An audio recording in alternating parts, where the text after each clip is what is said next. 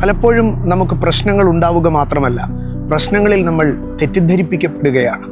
പക്ഷേ പ്രശ്നങ്ങളിൽ തെറ്റിദ്ധരിപ്പിക്കപ്പെടാതെ പ്രശ്നങ്ങളുടെ യഥാർത്ഥ കാരണത്തെ നമുക്ക് കാണുവാൻ കഴിയണം.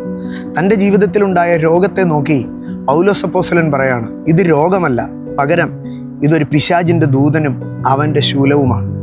ഇതുപോലെ സ്മുർണയിലെ സഭയ്ക്ക് ദൂത് പറയുമ്പോൾ യേശു കർത്താവ് യോഹന്നാൻ അപ്പോസ്തലൻ്റെ അടുക്കൽ പറയുകയാണ്, നീ സ്മുർണയിലെ സഭയിലുള്ളവരോട് പറയണം, അവർ സഹിപ്പാനുള്ളത് പേടിക്കണ്ട, പകരമോ നിങ്ങളെ പരീക്ഷിക്കേണ്ടതിന് പിശാച് നിങ്ങളിൽ ചിലരെ തടവിലാക്കുവാൻ പോകുന്നു. 10 ദിവസം നിങ്ങൾക്ക് ഉപദ്രവമുണ്ടാകും.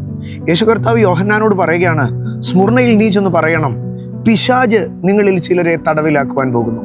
വാസ്തവത്തിൽ പിശാച് അവിടെ വേഷം കിട്ടിയൊന്നും വന്ന് അവിടെ ആരെയും തടവിലാക്കുന്നില്ല.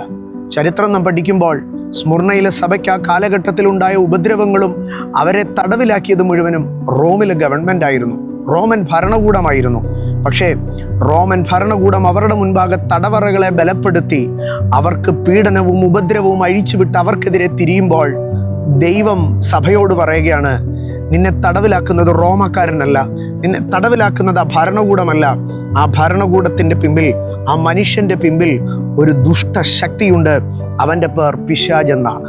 ഞാൻ ഇന്നെൻ്റെ സഹോദരങ്ങളോട് ഓർപ്പിക്കട്ടെ, ജീവിതത്തിൻ്റെ പ്രതിസന്ധികൾ, പ്രശ്നങ്ങൾ, നിന്ദകൾ, വിമർശനങ്ങൾ, പോരാട്ടങ്ങൾ ഉയർന്നു വരുമ്പോൾ അതൊരു മനുഷ്യനിൽ നിന്നല്ല, പകരം ആ മനുഷ്യനെ കരങ്ങളിലെടുത്ത് നിനക്കെതിരെ ആയുധമാക്കുന്ന ഒരു പൈശാചിക തലമുണ്ട് എന്ന് തിരിച്ചറിഞ്ഞ് നമുക്ക് പോരാട്ടമുള്ളത് ജഡത്തോടും രക്തത്തോടുമല്ല, വാഴ്ചകളോടും അധികാരങ്ങളോടും അന്ധകാരത്തിൻ്റെ ലോകാധിപതികളോടും സ്വർലോകത്തിലെ ദുരാത്മസേനകളോടുമെന്ന് തിരിച്ചറിഞ്ഞ് ആത്മതലത്തിൽ യുദ്ധം ചെയ്യാം, ആത്മതലത്തിൽ വിഷയങ്ങളെ വിലയിരുത്താം.